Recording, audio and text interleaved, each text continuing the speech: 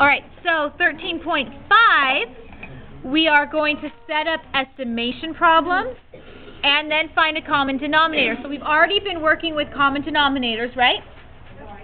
Now we're going to be estimating. So our problems are actually going to be estimates, not actual answers. So what are the steps here? Step 1, we want to convert the fraction to a decimal.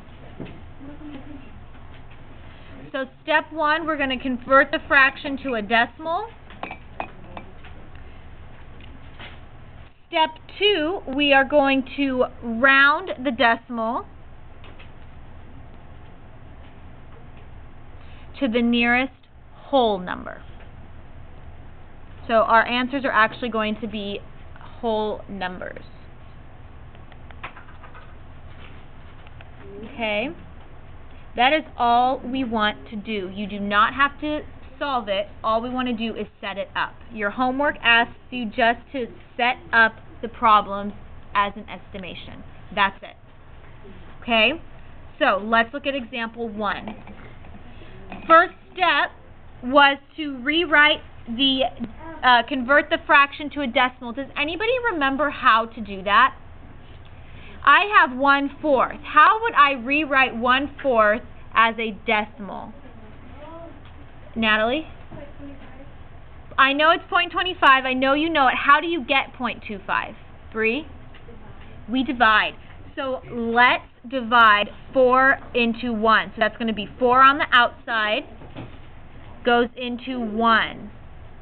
Okay, remember, we have to divide the top by the bottom. How many times does 4 go into 1? None. 0. So then what do? I put a decimal and then add a 0. Okay. How many times does 4 go into 10? 2. Twice. So that gives me 8. We subtract. 10 minus 8 gives me 2. Now what? Let's add another 0 and bring it down. And 2 goes into 20 how many times? 5. So 1/4 is the same as 0.25. That's all I want to do. Times. I need to round this decimal to the nearest whole number. So I want to round it to the nearest whole number right here. So what number do I have to look at? The 9. Is this going to cause me to round up or down? Up. Which one, what number is the cutoff point for rounding up? 5. Okay, so I'm going to round up. So 5.98 rounds up to 6. That's all we have to do. They just want us to rewrite it. Serious. Okay. So in your homework, your instructions just want you to leave it. So that would be your answer. And actually, why don't we put parentheses around it so that we don't think that's a 0.6. So put parentheses around them so you know it's times 6, not 0.6. Okay? So, will you guys try example 2 by yourselves? Here's what I got. I divided 20 into 1. 20 goes into 1 0 times, so I added a decimal and then a 0. 20 goes into 10 0 times, so I added another 0. And 20 goes into 100 5 times. So 1/20 is the same as 0.05, yes? Okay, times 5.98, we already did that, rounds up to 6. That's all they wanted us to do. Next thing we have to talk about is the least common denominator. Let's define it. The least common denominator is the smallest number that both the denominators multiply into. So this time I'm telling you I want the smallest one. So sometimes, most of you should know the trick of finding a common denominator, just multiplying the two denominators together, right? Sometimes there's a smaller one. So that's what we're going to be looking for in the next 3 examples. example 3. I don't care about the numerators. All I want to know is what is the least common denominator. What is the smallest denominator here? Well, let's try it. What's 3 times 1? 3. What's 3 times 2? 6. What's 3 times 3? 9. What's 3 times 4? 12. Is 5 go into any of those yet so far? What's 3 times 5? 15. Does 5 go into that one? Yeah, so do you think that one's the smallest? It is. So the least common denominator is 15. That's all I want to know. Okay? Do 4 and 5 for me really quickly. Noah, what'd you get for number 4? 6. Very good. How'd you do that one? How'd you get 6? 2 times 1 is 2. 2 times 2 is 4. And then finally we reach 2 times 3, which is 6. So number 4, the answer was 6. Okay, what about example 5, 6 and 8? What is the least common denominator there? I'll give you a hint. It is not 48. Isaiah, what'd you get? 24. 24, very good. Okay, how could I have figured that out? I could pick one of these numbers. I'm going to start with 6 and just start multiplying. 6 times 1 gives me 6. 8 does not go into 6. 6 times 2 gives me 12. 8 does not go into 12. 6 times 3 gives me 18. 8 does not go into that either. 6 times 4 gives me 24. 8 does go into that. 8 times what gives me 24? 3. So my least common denominator is 24. Alright, the last part is finding a common denominator.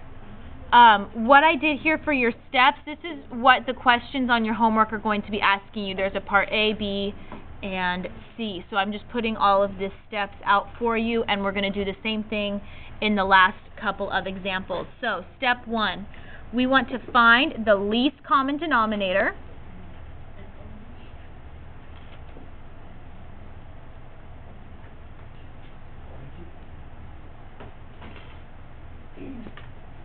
For the two fractions, so you want to find the least common denominator for the two fractions in your homework. That's part A of these problems.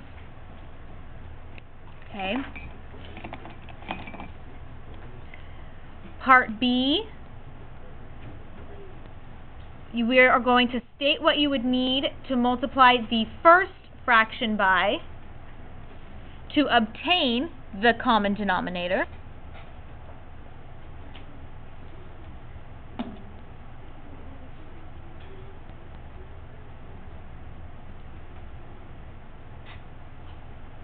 And then part C, we want to state what you would multiply the second fraction by. So C, we just want to state what you would multiply the second fraction by to obtain the common denominator. Okay, so these are just things that we've already been doing. This, for the problems, they want us to actually state it. So,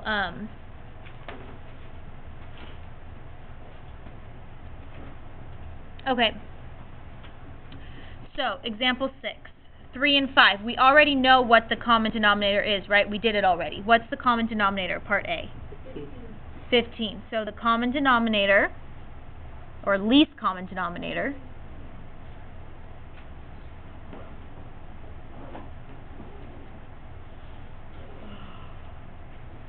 does anybody remember what the abbreviation for that is?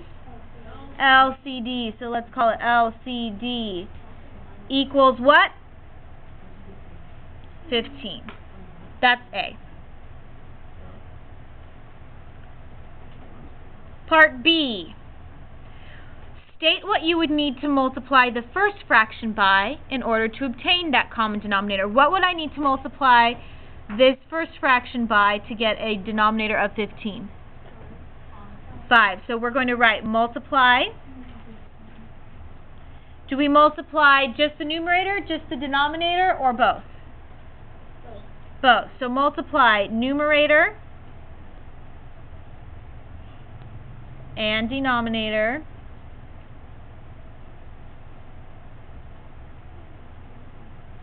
by 5. C. What about the second fraction? I multiply the numerator and denominator by what? 3. Let's abbreviate. Num and denom by 3. Okay, that's what you have to do for those problems. Okay, so here's what I got for 7 and 8. Check your answers. We already found the LCD of both of them. So part A, the LCD was 6. B, we want to multiply the numerator and denominator by 3 of that first fraction, and that will give us a denominator of 6. C, we're going to multiply by 2 to get a denominator of 6 with the second fraction. Everybody got that? Okay. Example 8, LCD was 24. What do I need to multiply the first fraction by to get 24? 4. What do I multiply the second fraction by? 3. Okay, that's if we already know. They just want us to actually write it all out.